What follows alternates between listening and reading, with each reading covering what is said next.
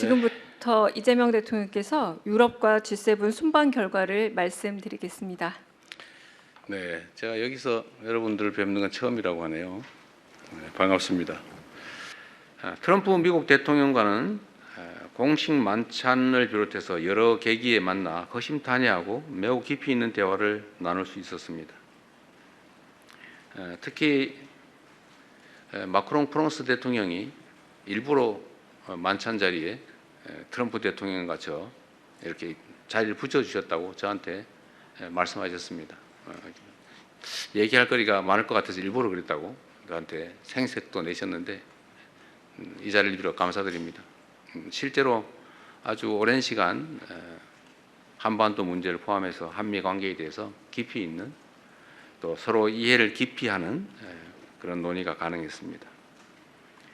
저는 트럼프 대통령의 중동 지역 내 평화 정착과 이란 핵 문제 해결을 위한 노력에 지지를 표명했고 한반도의 긴장 완화와 지속 가능한 평화 정착을 위해 역할을 해 주실 것도 다시 한번 당부드렸습니다. 트럼프 대통령 역시 한반도 문제에 깊은 관심을 갖고 있음을 재차 확인해 주었습니다. 특히 한반도 평화가 동북아시아는 물론 세계 평화와 안정에도 중요한 의미를 갖는다는 데 공감하고 앞으로도 관련 사안에 대한 긴밀한 소통 또 건설적인 기여를 함께 모색해 나가기로 하였습니다. 네, 안녕하세요. KBS 앉아서 하시죠. 김서영입니다. 예, 그럼 앉아서 하도록 하겠습니다. 트럼프 대통령과 이제 많은 대화를 네. 틈틈이 나누셨는데 그 한반도 평화에 대한 기여를 언급하시면서 중동 문제를 해결한 것처럼 이 한반도 문제도 해결해달라 이런 주문을 하셨습니다. 이 중동 문제 해결이라는 부분에 어떤 함의가 있는지 좀 궁금하고요. 그리고 또 트럼프 대통령께서 강한 지도자라는 평가를 하셨는데 대통령께 구체적으로 어떤 역할을 주문한 게 있으신지 여쭤보고 싶습니다. 중동 문제를 해결한 것처럼 한반도 문제를 해결해 달라가 이게 약간 두 가지 의미가 있을 수 있는데 어쨌든 문제가 있는데 관여해서 문제를 완화한다, 해결한다는 뜻에서는 한반도 문제가 동일하지만 중동 문제를 해결하는 것처럼 그런 방식으로 하면 안 되겠죠. 뭐 그 점은 분명합니다. 한반도 문제에 대해서 좀 이따 말씀을 드리기로 하고, 네, 트럼프 대통령께서는 어쨌든 뭐 만찬 자리에 90분이 넘는 긴 시간에 옆자리에서 계속 대화할 기회가 있었기 때문에 정말 깊이 있는 대화가 가능했습니다. 오히려 정상회담 시기보다 훨씬 더 나았던 것 같아요. 뭐 그 과정에서 뭐 강한 지도자라는 뭐 표현도 여러 차례 해주시기도 하였고 아마 그게 존중의 의미라고 생각합니다. 한반도 문제, 그다음에 한미 관계 이게 뭐 가장 중요한 문제고 그 중에서 가장 뭐 긴 대화를 한 것은 사실 북핵 문제죠. 앞으로 북핵 문제를 어떻게 접근할 것이냐. 트럼프 대통령께서도 막 14일인가 뭐 며칠 전에 김정은 위원장하고 함께 뜰을 거니던 사진을 SNS에 올렸습니다. 그 말씀도 하시더군요. 자기가 올렸다고 본인이 올렸다고 말씀하시면서 이제 북한 문제에 대해서도 관심을 가져야 될 때가 됐다 이런 말씀하셨습니다. 그리고 제가 공동 사진 촬영을 하기 위해 처음 만났는데 그 자리에서도 먼저 그 북한 문제 어떻게 돼가요? 이렇게 미리 물어보셔서 갑자기 좀 사진 촬영 시간에 북한과 한반도 문제를 잠깐 얘기하게 됐습니다. 그래서 뭐 얘기가 아주 자연스럽게 이어졌는데요.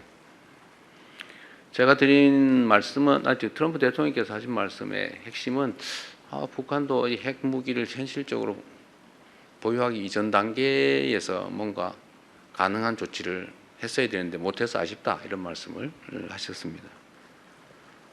저도 물론 뭐 그 점도 그 점이지만 지금은 다른 나라를 대하는 방식으로 북핵 문제를 접근하면 안 된다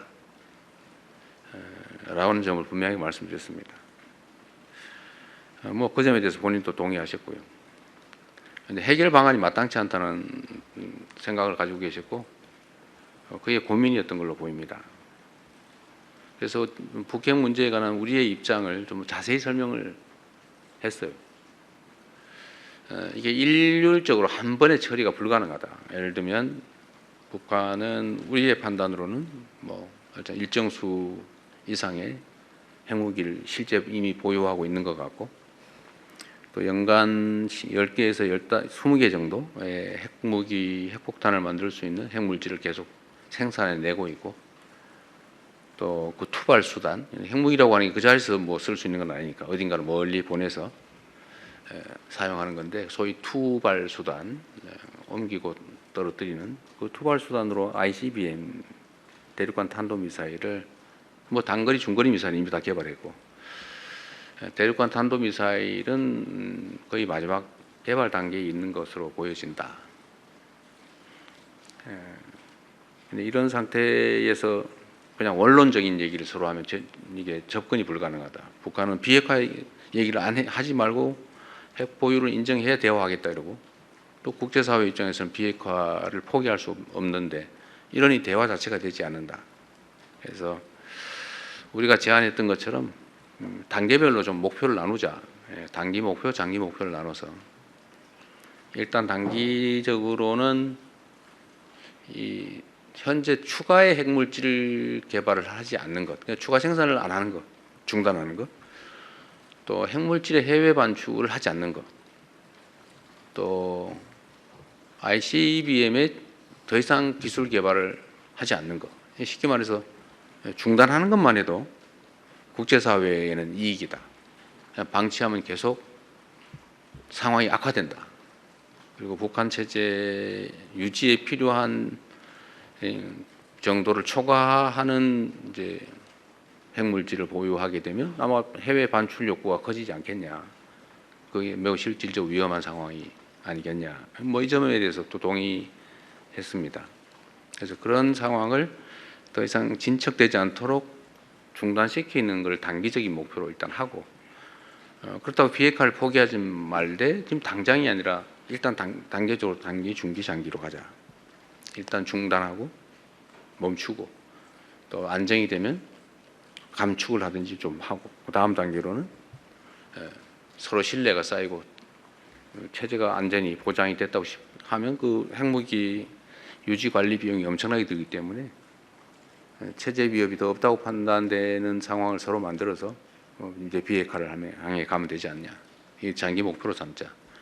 그래서 이 두 가지를 약간 나눠서 단계적으로 접근하는 게 현실적이지 않나, 이런 설명을 좀 긴 시간 드렸어요.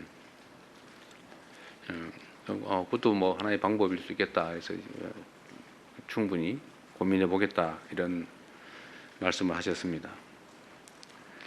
어쨌든 한반도의 핵 문제를 포함한 평화와 안정의 문제는 우리의 생존이 걸린 문제이기 때문에, 어쨌든 제가 전에 한반도의 핵 관련된 한반도 정책으로 제시했던 단기, 중기, 장기로 나눠서 접근하는 문제에 대해서는 필요한 만큼 충분히 말씀을 드려서 이해했다고 생각됩니다. 뭐 그리고 그 외에도 뭐 이런저런 얘기들이 많이 있었는데 오늘 답은 여기까지 하겠습니다.